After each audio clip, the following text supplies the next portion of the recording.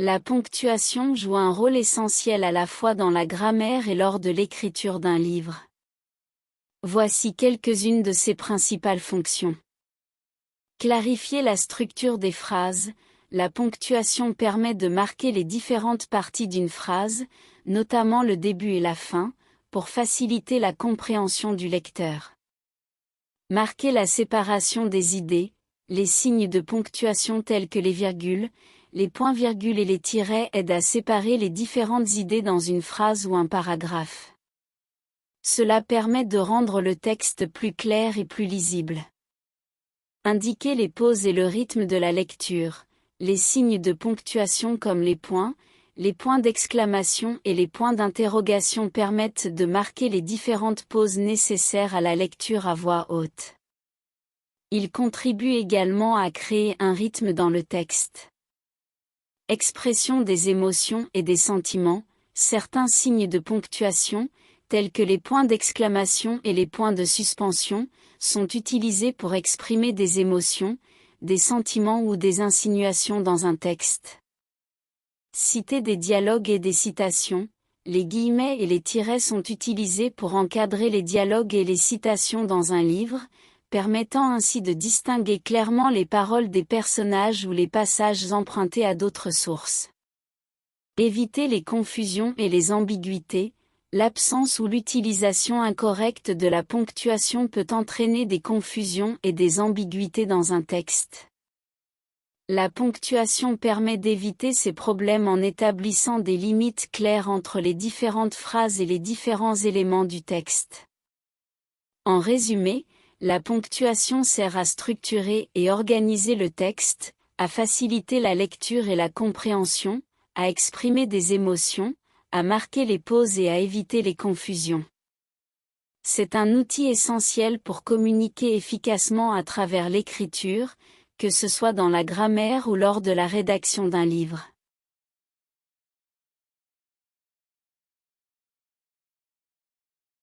Lorsque l'on écrit un livre, le point est un élément essentiel de la ponctuation.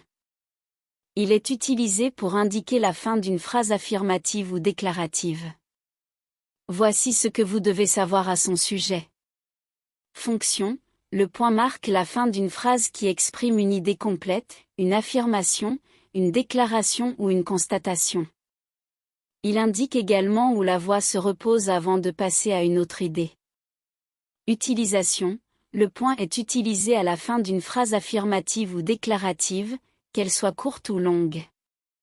Il est important de noter qu'un point est généralement suivi d'une lettre majuscule pour commencer une nouvelle phrase. Signification. Le point indique une pause plus longue que les autres signes de ponctuation. Il permet au lecteur de respirer et de réfléchir sur ce qui vient d'être dit avant de continuer. Type de phrase. Différents types de phrases peuvent se terminer par un point.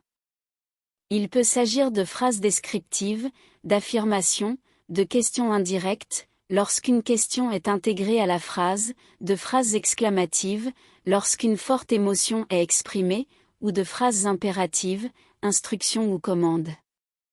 Variante du point. Il existe également plusieurs variantes du point. Le point d'interrogation, pour les questions directes, le point d'exclamation, pour les phrases exclamatives, et le point de suspension, pour indiquer une omission ou une interruption. Cohérence. Il est important de maintenir une cohérence dans l'utilisation du point tout au long du livre. Veillez à utiliser un point à chaque fin de phrase appropriée, en évitant les répétitions ou les omissions. Structure du paragraphe. Le point est également utilisé pour séparer les paragraphes dans un livre. À la fin d'un paragraphe, un double point est généralement utilisé pour indiquer que le texte va se poursuivre dans le paragraphe suivant. Style d'écriture. Le point peut également être utilisé pour créer un style d'écriture spécifique. Certains auteurs préfèrent utiliser des phrases plus courtes avec des points fréquents pour maintenir un rythme rapide, tandis que d'autres optent pour des phrases plus longues avec moins de points pour un style plus rêveur ou descriptif. N'oubliez pas que ces principes peuvent varier selon le style d'écriture, le genre littéraire et les règles spécifiques de la langue dans laquelle vous écrivez.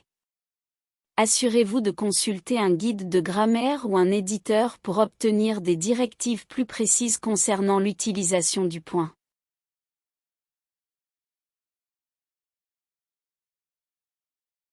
Voici quelques points importants sur l'utilisation de la virgule lors de l'écriture d'un livre. Séparer des éléments d'une énumération. La virgule est utilisée pour séparer les différents éléments d'une énumération dans une phrase. Par exemple, il avait besoin d'un crayon, d'un cahier, et de quelques feuilles. Marquer une pause. La virgule peut être utilisée pour marquer une courte pause dans une phrase, afin de faciliter la lecture et la compréhension. Par exemple, le vent soufflait doucement, faisant frémir les arbres. Introduire une incise. Lorsque l'on souhaite insérer une information supplémentaire dans une phrase, on peut utiliser des virgules pour entourer cette incise. Par exemple, mon ami, qui vient d'arriver, est impatient de découvrir la ville. Distinction entre les propositions. Si vous avez une phrase avec plusieurs propositions indépendantes, vous pouvez utiliser une virgule pour les séparer. Par exemple, il pleut dehors, je vais prendre un parapluie.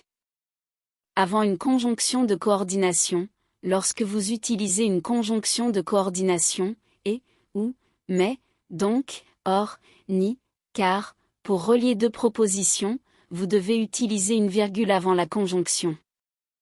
Par exemple, il est tard, donc je vais me coucher. Évitez les ambiguïtés. Dans certaines situations, l'utilisation judicieuse de la virgule peut aider à éviter les ambiguïtés ou les lectures erronées. Par exemple, j'ai vu deux éléphants se promener, un petit et un grand. Indique deux éléphants, vs. J'ai vu deux éléphants se promener, un petit et un grand. Indique une seule éléphant. Il est important de noter que l'utilisation de la virgule peut varier légèrement en fonction du style d'écriture ou de la langue utilisée.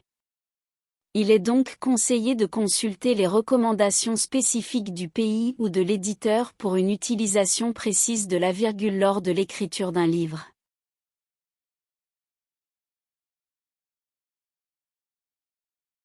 Les points de suspension, également appelés ellipses, sont utilisés dans la rédaction d'un livre pour symboliser l'interruption d'une phrase ou exprimer une pause, une incertitude ou une suspension de sens. Voici quelques informations importantes à savoir sur leur utilisation. Utilisation de base. Les points de suspension consistent en une séquence de 3 points alignés horizontalement, sans espace avant ou après. Ils sont utilisés pour indiquer une omission volontaire de mots, de phrases ou de parties d'un dialogue, créant ainsi un effet de suspension ou d'inachèvement. Suspension du sens. Les points de suspension peuvent être utilisés pour marquer une pause dans la narration, suggérer une émotion intense ou exprimer une réflexion inachevée. Ils peuvent également indiquer une certaine hésitation ou une interruption du discours. Exemple, je ne sais pas si je devrais, enfin, peut-être devrais-je y réfléchir davantage. Dialogue et citation. Les points de suspension peuvent être utilisés pour indiquer une interruption dans un dialogue ou une citation. Cela peut se produire lorsqu'un personnage est interrompu ou lorsqu'une partie du discours est omise. Exemple, j'étais en train de dire. Oh, peu importe. Expression non verbale. Les points de suspension peuvent également être utilisés pour représenter des expressions non verbales telles que l'hésitation, le doute ou l'ironie. Ils permettent de capturer des nuances dans le discours des personnages. Exemple, je suppose que j'ai été vraiment chanceux. Utilisation modérée. Il est important de ne pas abuser des points de suspension. Leur utilisation excessive peut rendre le texte confus ou difficile à suivre. Il vaut mieux les utiliser de manière modérée, en gardant à l'esprit leur effet et leur impact sur la clarté du discours. Ponctuation et espacement. Les points de suspension ne nécessitent pas de virgule ou d'autres signes de ponctuation adjacents. Il n'est pas non plus nécessaire de laisser un espace avant ou après les points. Type de points de suspension.